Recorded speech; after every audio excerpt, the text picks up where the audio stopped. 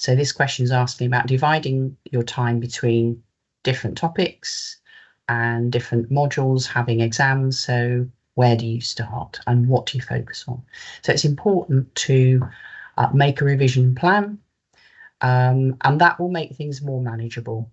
Probably start with making a list of the different exams that you have and listing how much revision each exam needs.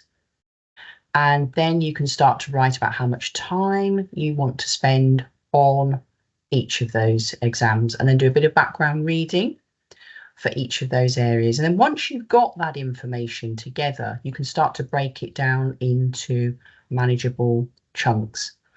And then you can decide on whether you want to plan weekly or maybe a little bit further ahead. So this is a typical planner that you might want to use to plan those slots in for particular exams. You can use it throughout the year for different types of assignments you have as well.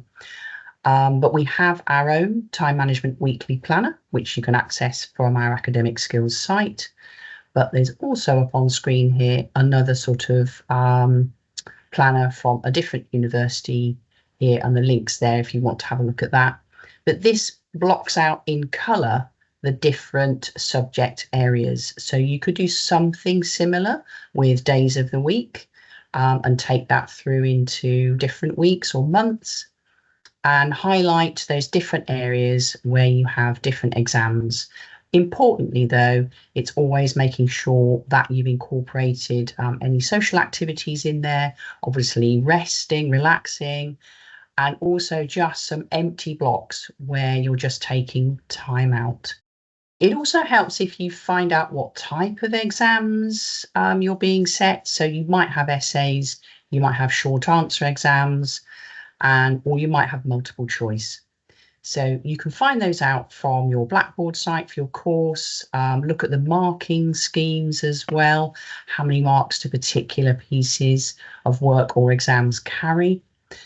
Look at your course notes as well, and lecture materials for reading, course reading. And also don't forget to look at those past papers so you can plan out that scheme of marking and how questions are weighted.